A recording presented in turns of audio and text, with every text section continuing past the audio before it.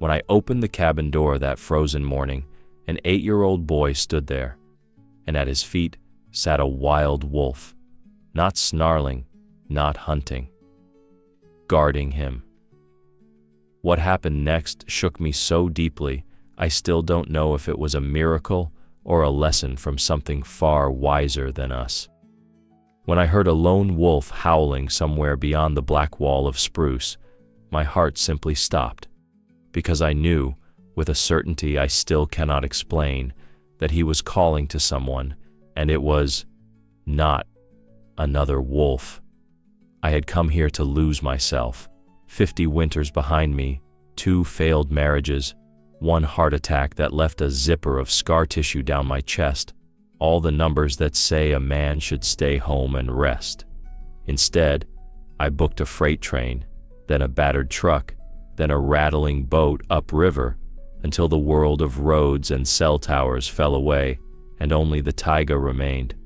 Somewhere over this endless sea of conifers was the Arctic Circle, beneath every boot print, permafrost older than nations. I told myself I needed silence, the honest kind that presses in on your eardrums and makes you hear your own blood moving. The cabin I'd borrowed was an old ranger's post, 1 room, wood-burning stove, a cot that creaked like an arthritic knee. That evening the sky dimmed all at once, as if some giant pinched out the sun between finger and thumb. No breeze, no bird song, only that delicate hissing of snow beginning to form, but not yet falling. I stood on the frost-slick porch, mug of weak tea steaming in my fist, and felt wonderfully small. Then something moved. At first it was only the sensation of motion, a ripple at the far edge of vision where trunks blurred into twilight. I blinked, thinking it a trick of fatigue. The ripple became shape, the shape became muscle, and the muscle stepped free of the trees into the crease of moonlight that passed for a clearing. Gray shoulders rolled beneath a coat so thick it seemed armored. Long legs planted one deliberate print after another, as if the earth might crack under anything less cautious. A wolf, yes, but not the half-starved slinkers I'd glimpsed years ago in Yellowstone, darting like ghosts near dumpsters. This one radiated composure, gravity, an authority bigger than his own body.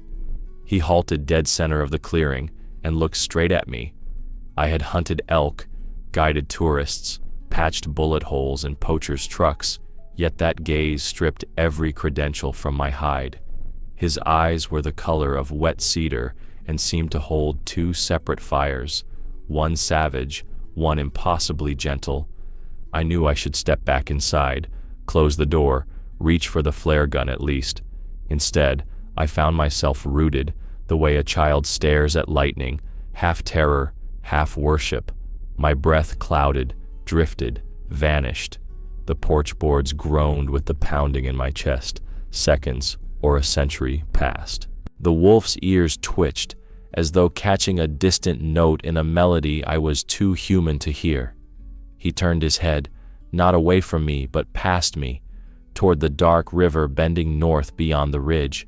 Then, without hurry, he trotted into the trees and let night swallow him. No rustle, no snapped twig, nothing but silence knitting itself closed like skin over a wound. I exhaled so hard my knees sagged. Adrenaline left a metallic taste on my tongue. For a long minute I stood there, hoping, oddly, that he would return, needing proof the moment was real. But the clearing stayed empty. Eventually the cold found its way through my jacket, and practicality reclaimed its throne. Just an animal, I told myself while latching the door. A curious loner, maybe drawn by the smell of dinner. Still, as I spooned congealed beans out of a tin, my ears strained for any sound beyond the pop of the stove. I told myself stories, perhaps a sick wolf thrown from his pack. Perhaps age had dulled his caution. Perhaps I had simply imagined the intelligence in that gaze. Ordinarily, those rationalizations lull me to sleep the way tide pulls a dinghy from shore. Tonight they rattled like empty cans tied to a bumper. I lay on the cot fully clothed, boots unlaced but still on, headlamp beside the pillow. Moonlight bled through the single window in a rectangular bruise. Each time wind nudged the eaves, I jolted upright, convinced paw steps padded across the snow. More than once I eased to the door and pressed an ear to the seam. Nothing, nothing, always nothing. Yet the feeling remained, that somewhere in the timber a consciousness circled, weighing me against some private ledger. Sometime past midnight the stove settled with a sigh, and in that lull I caught it again. One deep, resonant howl rolling over the canopy, not menacing, not mournful, but purposeful. It rose, held, and spiraled down into quiet. A summons. My skin pebbled as though I were the one being called. Dawn finally seeped under the doorframe. I brewed chicory coffee, hands shaking so badly I spilled most of the grounds. Outside, the clearing lay pristine, unmarked by claw or hoof, as if the night had pressed a perfect reset. Blue smoke from the chimney climbed into a sky scrubbed clean by pre-dawn frost. I almost convinced myself the previous evening had been a waking dream, until I stepped off the porch and saw the snow beyond the packed dirt. There, in a neat arc around the cabin, ran a single track of prints, large, oval, front toes splayed just a little wider than the hind. I bent and touched one. The ice crystals were fresh, edges sharp, made not an hour earlier. They circled the cabin twice, then veered toward the river, exactly the direction the wolf had studied before vanishing. That was when comprehension struck like a hammer on bone. He hadn't been lost. He hadn't been curious. He had been searching. And last night he had come back to stand guard over something I could not yet see. I straightened, heart thundering anew, the early light suddenly too bright for comfort. In that instant, every logical explanation crumbled, and a single impossible question took its place. What was the wolf trying to tell me? I decided he was just a beast acting on instinct. I told myself the prints proved nothing, that the howl was mere coincidence. And yet, as the sun climbed and the forest woke around me, a sharper certainty lodged in my gut. The real story had only begun. I thought the night visit was the end of it, but by the next morning, I understood. The wolf had been speaking, and I had failed to listen. A faint rustling, no louder than a moth's wing, lifted me out of a dreamless doze. Gray dawn seeped through the curtains like smoke. I lay still, listening. There it was again. Scrape, pause, scrape, right outside the door, deliberate as knuckles on wood. For a heartbeat, I feared the wolf had returned alone, testing the latch. Then came a single, hesitant knock. I reached the door in 2 strides, heart banging so hard it drowned my breath. I swung it open, and the world tilted. A boy, maybe 8 years old, barefoot on snow-dusted boards, cheeks raw with cold, stared up at me. His hair stuck out in icy tufts. Behind him, filling the doorway's bottom half, sat the wolf. The beast's chest rose and fell in a silent rhythm, yellow eyes fixed on mine, unblinking. For 3 long seconds, none of us moved. Vapor drifted from the boy's lips. The wolf's breath curled from his nostrils, ribboning the air between us. My hand clenched the doorframe so tight the wood creaked. I managed a whisper. "Are you hurt?" The boy shook his head. He helped me. His voice was thin, hoarse, as if he'd spoken to no one for a century. Something inside me lurched, another rule of nature shrugging off its chains. I glanced at the wolf. He didn't twitch, didn't lower his gaze, didn't bare a tooth. He simply waited. I swallowed. "Come in, son. It's warm inside." The boy's gaze flicked to the wolf, seeking permission, and only then did he step over the threshold. Snow melted instantly beneath his feet, leaving wet footprints on the pine boards. I opened my mouth to wave the wolf away, instinct, habit, self-preservation, but the words died, because the wolf stayed exactly where he was, half inside, half outside, body blocking the gap like a sentry carved from living stone. He watched me pull a blanket from the cot and wrap it around the child's shoulders. Only after the boy shivered once, twice, did I realize the animal's ears had flattened, not in threat, but in careful concentration, as though cataloging each movement for signs of danger, to the boy, not to himself. "What's your name?" I asked, kneeling. My knees popped like rifle cracks. "Toby," he whispered. "How did you get here, Toby?" He hugged the blanket tight. "Got lost. Daddy couldn't find me." His lip quivered, but he didn't cry. It got dark. I was so cold. Then he came. A tiny thumb jerked toward the doorway. He lay next to me and I felt warm. When the sun showed a little, he pushed me with his nose, like telling me to walk, and he brought me here. I stared at the child, then at the wolf. A gust stirred the firs outside. Snow tumbled off a limb in a silent cascade. The wolf's ears flicked, but he didn't rise. "You're not afraid of him?" I murmured, forcing calm. Toby met my eyes, steady as a judge. "Number he kept me alive." Those words carved a hollow beneath my ribs. Every wilderness manual I'd ever memorized, every training lecture on predator behavior, ashes now. This was something older, deeper, immune to textbooks. I shuffled back to the stove, tossed on logs, sparks leaping like fireflies. Heat blossomed. The boy's shoulders relaxed. The wolf still hadn't crossed the sill. It hit me that he would not enter uninvited, as though some boundary mattered to him as much as it did to us. I figured the danger ended once the child was inside, I thought, fool that I was. Surely the wolf will fade into the trees now, mission complete. But the forest had written a harsher script, and I was only learning my first lines. I filled a mug with lukewarm broth, handed it to Toby. He sipped, lids drooping in relief. I poured another, stepped to the doorway, and, hands shaking, set the cup on the plank before the wolf. An absurd gesture, but the only language I had. He sniffed the steam, then looked up, and in his eyes, I read something that buckled my knees. Recognition. He knew this ritual meant peace. He didn't drink. He returned his gaze to Toby, as if confirming the boy's safety. Only then did he stand, slow, deliberate, and back away into the dawn. Snow muffled every step. At the tree line he paused, turned his head over one shoulder, and our eyes locked again. In that gaze was a sentence I couldn't translate, only feel. "I will return, if needed." Then he slipped between the trunks and was gone. Silence rained down, heavy as snowmelt.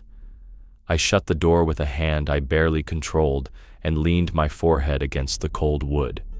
Who was this child, wandering the taiga alone? How far had he traveled? And what covenant bound him to a creature men still label monster? "Behind me," Toby whispered, as if sensing my confusion. "He said I'd be safe with you." My spine prickled. How could he tell you that? The boy's eyelids drooped. Exhaustion folded him in two. Before sleep claimed him, he breathed a final fragment of impossibility. He didn't speak. I just knew. I watched him curl on the cot, blanket rising and falling in tiny breaths, and the cabin seemed suddenly too small for the mystery it contained. The questions pressed against the walls like roots lifting a foundation. Outside, the pale sky brightened, innocent, indifferent. But somewhere beyond the frost-blurred window, a guardian moved through shadows, bound by motives I could neither fathom nor deny. And until I understood why that wolf had chosen this boy and this cabin, no door felt thick enough to keep the unknown at bay. Toby slept for nearly an hour, then woke coughing, dry, rasping, the sound of a throat scraped by cold air and panic. I poured warm water, eased him against the pillow, and waited. He stared into the stove's glow, as though trying to decide whether what had happened to him belonged to day or night. "Tell me, son," I said, keeping my voice low. "How did you end up out there alone?" He rubbed one wrist across his eyes and began. He and his father had driven north at dawn, following a 2-track logging road until the ruts filled with puddles and the truck could go no farther. The air smelled of wet moss and chanterelles, golden treasure for city restaurants, his dad liked to say. They carried canvas sacks and a tin whistle the man would blow every half hour so the boy could find him if they drifted apart. "It was fun at first," Toby murmured. "The forest felt friendly." He pinched the blanket's edge like kneading clay. Then the clouds came too fast, like they were chasing us. His father, intent on a cluster of mushrooms farther uphill, waved Toby to keep picking. The boy stooped to pry a pale cap from the duff. When he straightened, the trees had rearranged themselves, hiding his father's orange vest. A wind rose, hard and sudden, shaking sleet out of the sky. The tin whistle sounded once, thin and distant, then the gale swallowed it. Toby called back. No answer. He ran the direction he thought he'd seen the vest, but the forest shifted with every dozen steps, blurring trunks into walls. Sleet hammered his ears, needles stung his cheeks. He tried following footprints, yet the ground turned to white slurry, prints drowning in seconds. "I yelled till my throat hurt," he said, voice barely above a breath. "I thought Daddy would hear, but the wind kept pushing the words away." He wandered in widening spirals, believing he'd find the logging ruts, until a root snagged his boot and flung him face first into moss. Mud chilled his shirt. He rolled onto his back and watched treetops whip against a sky the color of slate. Daylight bled out fast. Blue turned gunmetal, then tar. At that moment, a grown man might curse or pray. Toby did both in one ragged sob, then curled under a fallen cedar bough for shelter. Ice pellets pinged on wood. His fingers went numb, then his lips. He tried counting to stay awake, but lost the numbers somewhere after 30. I thought, "This is where people freeze. Right here," he whispered. So I lay as small as I could and waited. Minutes, maybe hours, passed. The storm's fury guttered, leaving a hush thick enough to hear snowflakes land. And in that hush came footfalls, soft, measured, too heavy for a rabbit, too silent for a human boot. Toby tensed, ready to scream or run, but his body was snow-heavy. A shape emerged from darkness, long muzzle, rime-frosted fur, eyes like reflected hearthlight. The wolf stopped a pace away and looked at him, not at his throat, not at the easy prey his small body offered, but straight into his eyes, as though acknowledging an equal. "I was so cold I couldn't even be scared," Toby said, voice cracking. "I just wanted someone to know I was there." The wolf padded closer, lowered himself onto his belly beside the boy, and pressed his flank against the thin jacket. Heat radiated through layers. Toby felt tremors leave his muscles, replaced by a stunned warmth. Snow continued to fall, covering them both in a quiet quilt. The beast's breath fogged and drifted, scented with the wild secrets. "He didn't do anything," the child said, amazement blooming across his face even now. "He was just there, and I wasn't afraid anymore." That single sentence punched the air from my lungs. How many nights had I, a grown man, wished for that simple miracle, someone simply there? Toby's story rolled on. A squeal shattered the calm. A wild boar rooting blindly through drifts, driven by the same hunger that drives bullets. The wolf rose, body a low gray bowstring, and placed himself between predator and child. No growl, no snarl, just presence, large and immovable. The boar huffed, stomped, then wheeled away, as if meeting a wall it could not breach. The storm eased. Dawn painted frost on every needle. The wolf nudged Toby to his feet, circled until the boy faced east, then started walking, pausing every few yards to be sure the child followed. They moved like that for more than an hour, small footprints inside larger ones, life birthing life, until my cabin appeared between trunks, smoke curling faintly above. He stopped when we reached your porch, Toby finished, eyelids drooping. I knew he wanted me to knock, so I did. Silence pooled between us, thick as resin. My mind flipped through explanations, imprinting, chance, desperation, but each sounded flimsy against the image of that animal flattening itself against winter to warm a human child. So he saved you, I murmured. Toby nodded once, fighting sleep. He's not done, he added, already drifting. He still has something to show us. A chill rippled over my scalp. I tucked the blanket tighter and watched his lashes settle. Outside, wind worried the eaves, but beneath it, I imagined lighter footfalls, pacing patiently, waiting for whatever came next. I wanted to believe the ordeal had ended now that the boy was safe inside, but somewhere deep I sensed this was only an intermission, one calm breath before the forest spoke again in a voice older than fire. I figured the wolf had already worked his wonder, yet the day was young, and the wild was not finished rewriting its own rules.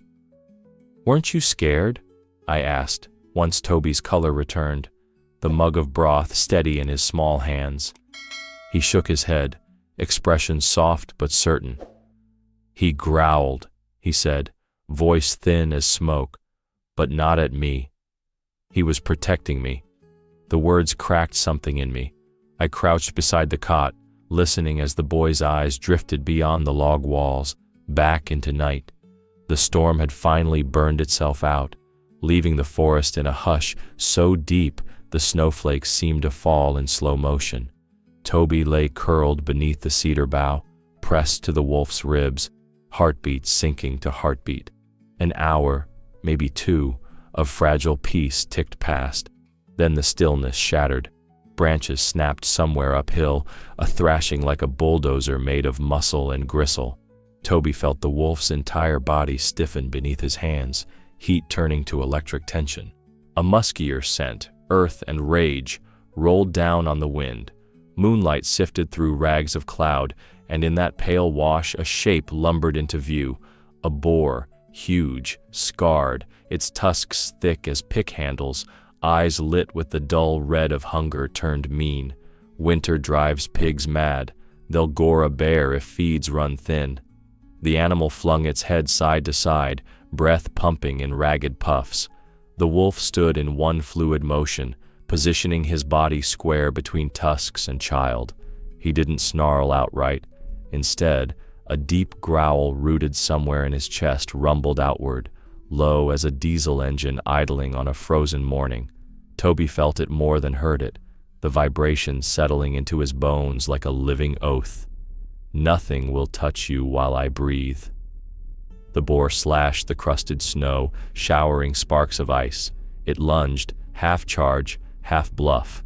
The wolf answered with a volcanic bark that rolled across the clearing like thunder detonating just overhead. Hackles rose, tail stiff as rebar. He advanced 2 deliberate steps, forcing the boar to reconsider the shape of courage. For 3 heartbeats, predator and predator measured each other. Toby said he could feel fear tear at the edges of his mind, yet somehow the heat radiating off the wolf anchored him, held him still. Then the wolf lifted his muzzle and howled, not the searching cry I'd heard the night before, but a flare of sound that cut through the cold, a blade honed with iron and warning. The boar faltered, nostrils quivering. One more snort, more question than threat, and the beast broke away, crashing into underbrush, leaving silence like a crater behind. Only when the last twig snapped did the wolf's stance soften. He circled Toby, nosing the boy's cheek, inspecting for harm. Satisfied, he lay beside him again, flank tight to the child's spine, and the dark knitted itself shut. "That's when I knew he'd keep me safe," Toby murmured, eyes sparkling with a strange mixture of wonder and fatigue. "He was my wall." I swallowed, tasting envy in the back of my throat. Envy for a trust I'd never earned from any creature, human or otherwise. And in the morning? Toby's face brightened. He stood up before the sun climbed, looked at me, then started trotting away. He'd go a bit, stop, glance over his shoulder until I got up and followed, like breadcrumbs made of footprints. They traveled single file along a narrow animal path, weaving between fir trunks iced in silver. Whenever the boy lagged, the wolf doubled back, bumping his head against Toby's leg to prod him forward.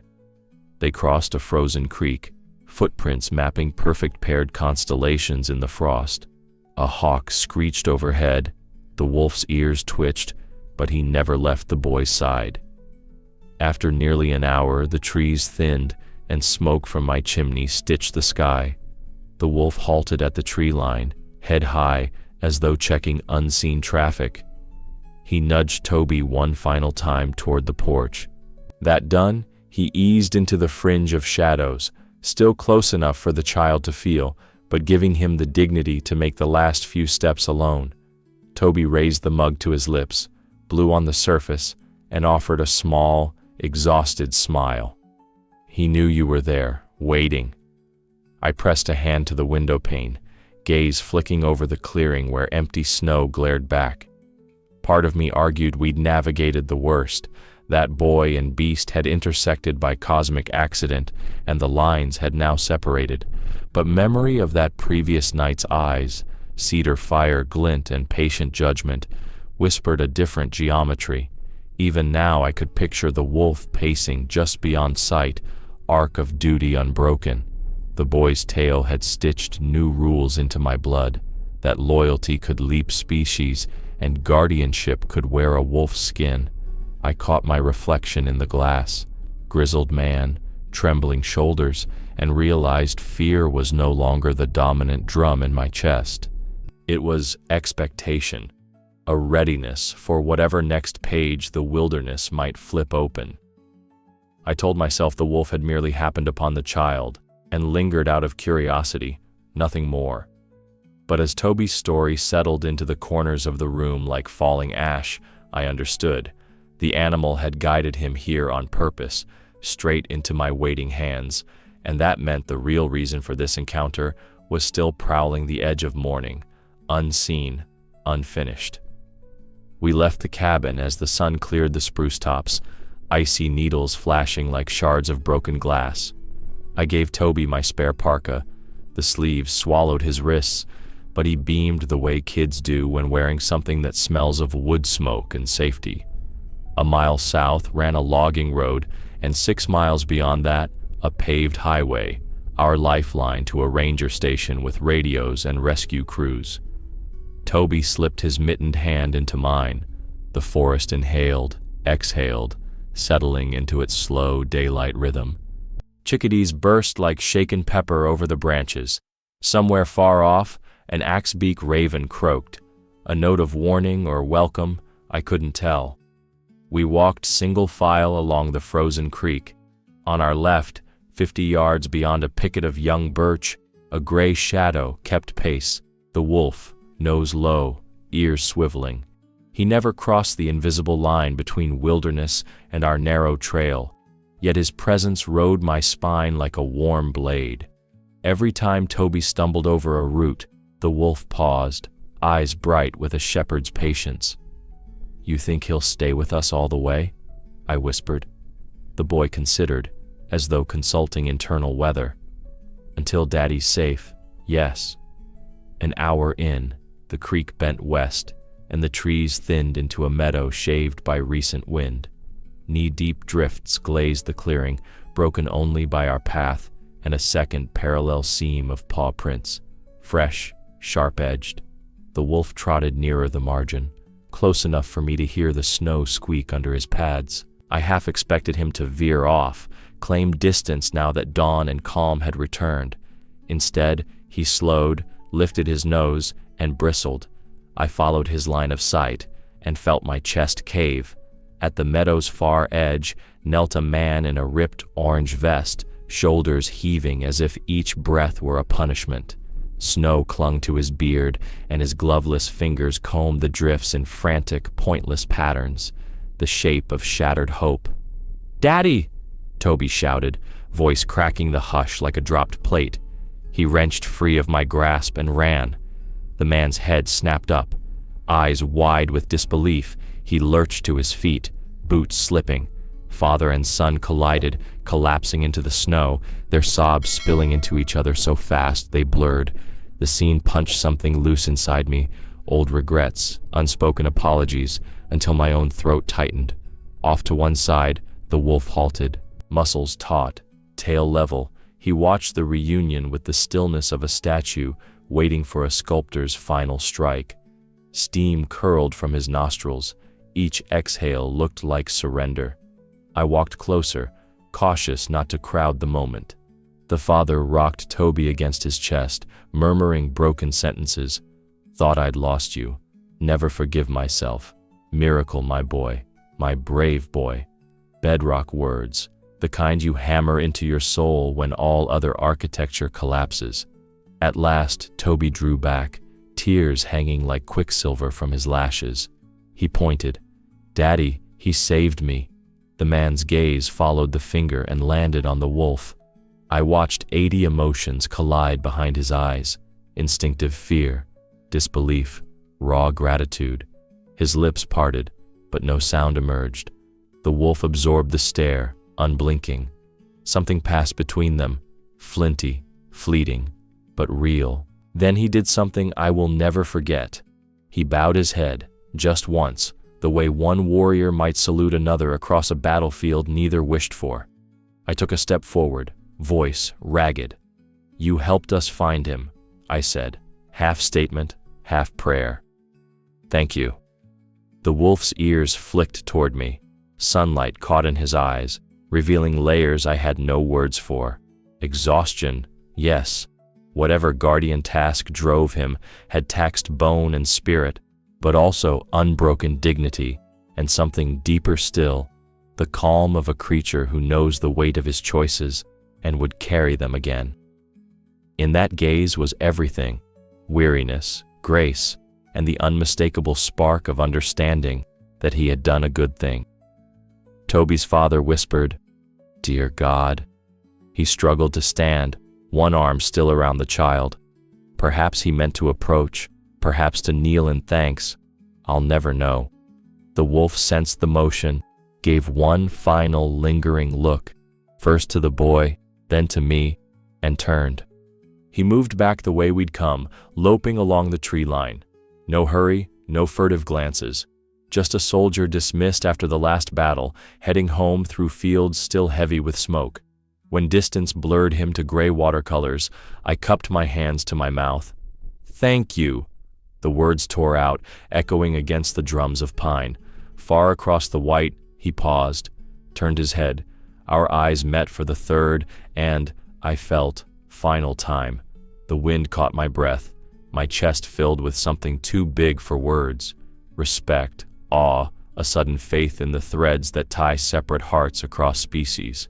Then he vanished into the timber, his shape folding into shadow the way a story folds into memory. Toby's father sagged, clutching his son as though afraid the universe might snatch him back. I helped them to the road, flagged down a ranger snowcat an hour later, relayed the impossible tale to men whose faces flickered between skepticism and wonder. Paperwork would follow, statements, maybe headlines. But the clearing was already filling with fresh snow, erasing tracks, smoothing the earth to silence. Somewhere beyond that hush padded a wolf whose name I would never know, but whose service was carved forever into 3 human hearts. And in the embers of his final look, I felt a promise ignite. I would carry his story forward, guard it like a flame against the darkness of disbelief. The ranger snowcat groaned along the icy ruts, heater roaring, metal treads clanking like distant church bells. Inside the cab we huddled on a bench meant for gear, not people. Toby sat between his father and me, bundled in a thermal blanket the rangers had handed over, cheeks still blotched with windburn, but eyes bright, alive. His dad, Grant, he'd murmured when we exchanged names, kept one gloved hand locked around the boy's shoulder as if a single blink might tear the child away again. Grant's lips moved silently, inventorying every freckle, every eyelash, as though confirming the miracle by itemizing it. Then, suddenly, words burst out, raw and shaking. "He followed you? All night?" The question was aimed at Toby, but ricocheted around the cabin, lodging in each of us. "That animal, he stayed with you, protected you?" Toby nodded, almost shy, as if admitting to something wonderful he wasn't sure grown-ups were allowed to believe. "I'd be dead if he hadn't," he said, voice small but steady. "He's good, Daddy. Not bad. Just good." Grant's shoulders tremored. He tried to speak again, but what came was a rasp that collapsed into a sob. He turned his face to the plexiglass window, shoulders quaking. For a moment, only the engine filled the space. I'd seen men cry, drunk hunters, grieving widowers, soldiers at graves, but nothing prepared me for the rawness of that father sound in a steel box rumbling through subarctic twilight. It was like the forest itself had bent and snapped inside him. He wiped his face with the back of a mitten, tried to laugh it off, failed. We don't even protect our own that way," he whispered, voice husky, half accusation, half confession. "Not like he did, not like that." Toby slid closer, rested his head on the broad chest that shook under layers of fleece. "Daddy," he was tired, I could tell, but he kept standing between me and everything else, like a wall. Grant's breath hitched again. "A wall," he echoed, tasting the word, bruising it. He looked at me, eyes red-rimmed, searching for adult corroboration. "You saw him. You felt it, right?" "All of it," I said quietly. "He tracked us to the meadow, waited till you had your son in your arms, then walked away like a sentry off duty." My voice hummed with equal parts awe and something like envy. "He knew." Grant exhaled, long and ragged. "Why?" The syllable drifted, helpless. I thought of territorial maps, predator-prey charts, ethology lectures, all the neat lines we draw around animal behavior so we can sleep at night, believing we understand the wild. Then I pictured those cedar-colored eyes meeting mine in the clearing, carrying something that refused to fit any lecture slide. "I don't know," I answered. "Maybe because he could, maybe because the forest wanted it done, and he's the only one who listened." Grant bowed his head, pressing his lips to Toby's hair. "We're told not to give animals our human feelings," he muttered. "But if that wasn't mercy, what the hell was it?" No one replied.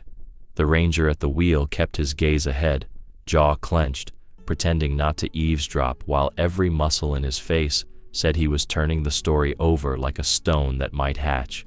Snow pelted the windshield, wipers squealing. The heater coughed, then surged, warm air smelling of diesel and wool. For a stretch we rode in silence, the kind thick enough to sculpt. Finally Grant cleared his throat. "I'm going to tell them," he said, defiant as a newly forged vow.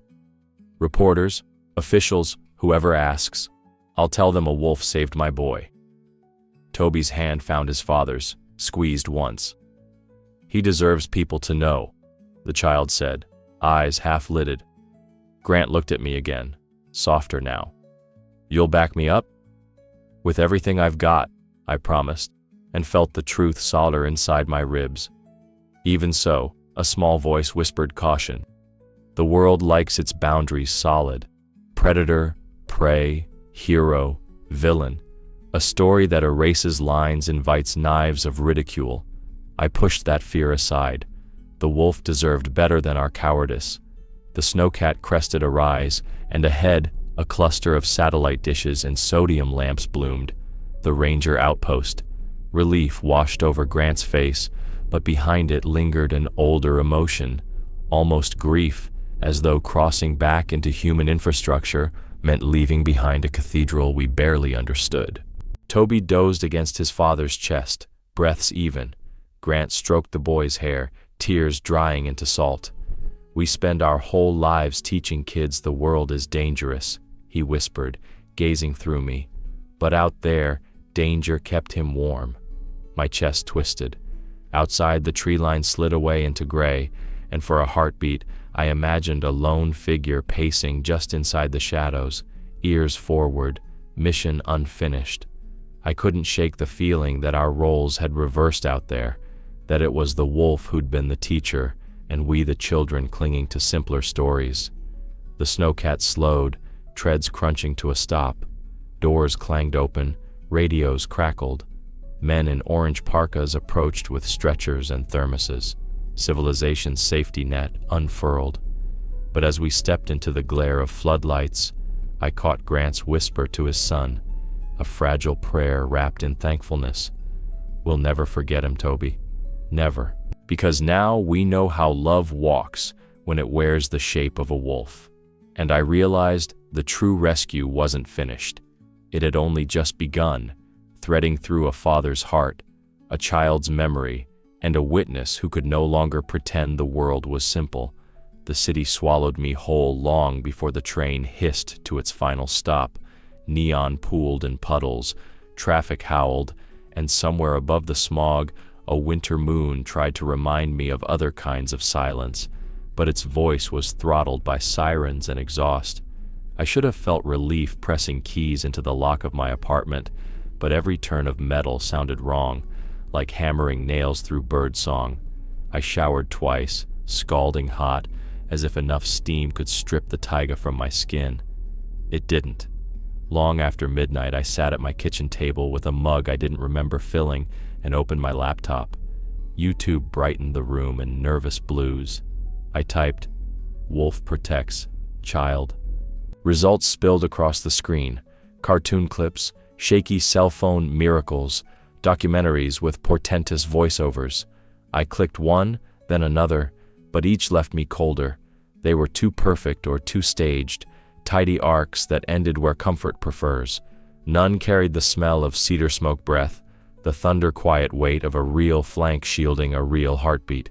Video after video, my chest tightened. I wanted an algorithm to hand me logic, a study, a pattern, a line graph plotting altruism against food scarcity. I wanted to prove what I'd seen was statistically plausible, so I could file it away and sleep. Explanation never came. The forest flickered on the screen in pixelated fragments, but the living truth remained out there, pacing just beyond reach. At 4 a.m., I shut the lid and stared at the faint wolf print smear my thumb had left on the aluminum. The city beyond the window never rested, yet my apartment felt tomb quiet. That same hush from the clearing had followed me here, an uninvited companion sitting on the couch, reminding me that every honk, every elevator ding was a thin veneer over something older and far more articulate. By dawn, I gave up negotiating with sleep. I pulled a leather-bound notebook from a drawer, gift from a friend who said I needed hobbies, not prescriptions, and uncapped a pen. The words bled out fast, messy. I watched a wolf rescue a child, not for meat, not for favor, simply because he could. Ink pooled, dried into a jagged constellation. My hand kept moving. He stood between tusks and skin, cold and warmth, night and the next morning. He looked at me with eyes that carried knowledge deeper than the riverbed. I am back among concrete, but the howl is still inside my lungs, echoing every time I breathe. The pen stilled. I read the lines aloud, half ashamed of their tremor, half amazed they existed outside my skull. They felt truer than any map. A notification pinged on my phone, news push about market futures. I slid it aside. Then another buzzed, group chat debating football trades. I muted it. The world I'd returned to suddenly felt trivial, like paper walls around the engine of a star. My gaze drifted to the blank page beneath the fresh ink. I thought of Grant and Toby, of the silent vow we'd made beneath that meadow sky, to speak the truth, even if it sounded like myth. The wolf had delivered a life back to human arms. The least we could do was deliver his story whole. So I angled my phone camera toward the notebook, snapped a photo of those raw lines, and opened the video app I almost never used. Hands trembling, I hit record. The lens caught my apartment's cheap lamp, the shadows under my eyes, the grainy dawn pushing through blinds. I drew a breath that still tasted of spruce. "If your heart's pounding right now," I said, voice roughened by sleepless wonder, "you get it." Subscribe to this channel. Here we tell the truths about nature, the ones the textbooks forget, the ones that change you forever. The red icon winked off. I stared at the thumbnail. An ordinary man in an ordinary kitchen, except for the wildfire flickering behind his pupils. Then I hit post, letting the current carry it where it would. Maybe skeptics would swarm, maybe algorithms would bury it. Yet somewhere, someone with city noise ringing in their ears might feel the hush slip in between beats and realize the wild still keeps its own ledger of miracles. I closed the notebook. Outside, traffic thickened, commuters funneling towards screens and deadlines. I shouldered my coat anyway, stepped onto the balcony, and let winter air cut clean through the urban staleness. Cars hissed below, a jet roared overhead, but beneath it all I heard something else, steady and patient. Paw steps pacing the border of memory, ensuring I would not forget. The wolf had guarded a child through a storm. Now he guarded the silence inside me. And every time the city threatened to drown that silence, I would return here, pen ready, to write another line in the ledger he began, until words, like tracks in fresh snow, led someone else to a clearing where disbelief finally knelt before wonder. When the winter local rattled away from the whistle stop and darkness closed like theater curtains, I felt the forest slip its old key into my bones. 30 days had hardened city noises back into habits, but the silence here cracked them like thin ice. I hiked the same narrow track to the ranger cabin, headlights of my headlamp bobbing over snow crust. Every boot crunch said, "Welcome home." Every shadow said, "Remember." The stove was just as I'd left it, rusty door, iron lungs ready to breathe heat. Yet the cabin felt smaller, as if the miracle had swollen its walls and then followed me out, leaving an ache where awe once swirled. The first 2 nights nothing happened but ordinary winter sounds, owls gossiping, frost ticking logs, my own pulse drumming stories I'd already told a million strangers online. I should have slept, but my ears kept reaching past the roof for one note only a month old. I began to doubt, to wonder if memory had exaggerated tones, stretched silhouettes. Maybe what I'd witnessed was huge only inside my skull. On the third and final evening, the moon rose bruised purple behind the pines, and the hush thickened until even my breath sounded foreign. I stepped onto the porch, mug steaming, and that's when the world folded open. A single resonant howl rolled across the treetops. It started low, climbed, held, precisely the pitch that had frozen my life in place 40 nights ago. I didn't think. I grabbed my coat, left the door swinging on its hinges, and followed the sound into the dark. Snow reached my calves, erased the old trail, but the howl guided me like a lantern made of vibration. I pushed through birch branches that glittered with rime. The forest exhaled clouds of silence between each crunch of my boots, as if giving me space to decide whether courage or common sense mattered more. Another howl, closer, shorter, almost a question, pulled me forward into the same meadow where Toby had collided with salvation. Moonlight washed the clearing silver, and there he was. He stood exactly where father and son had wept, legs straight, head high, fur limbed with cold fire. Not a ghost, not a dream, but muscle and breath making visible the very idea of guardianship. His eyes caught the moon and threw it back at me in 2 cedar-colored coins. He did not advance, he did not retreat. He simply watched. I tried to speak, but the air left my throat a strangled mist. Instead, I raised a hand, the same gesture we offered distant friends we're afraid to scare with closeness.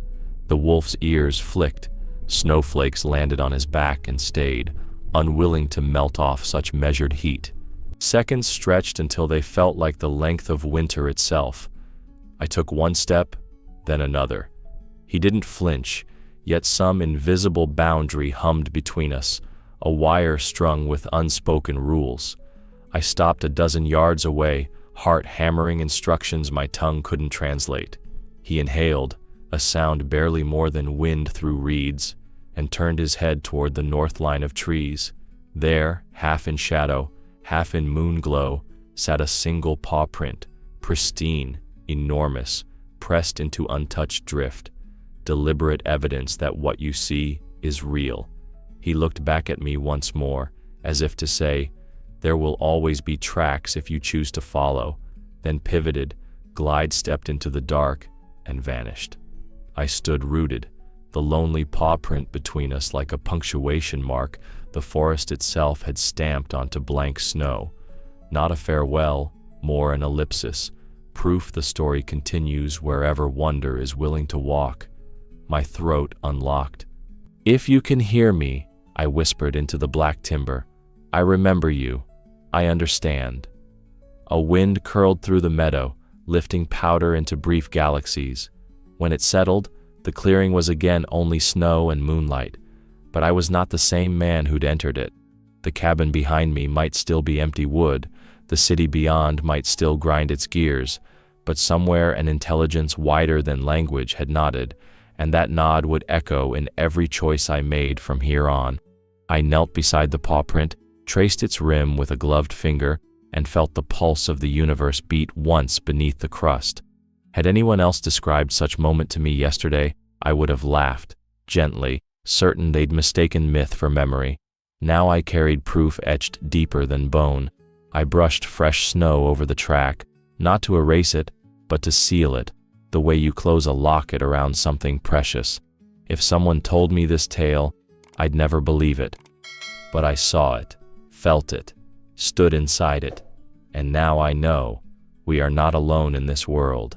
There is someone, something, wiser than we dare imagine. If you, too, have witnessed a miracle in the wild, write, "Animals remember kindness."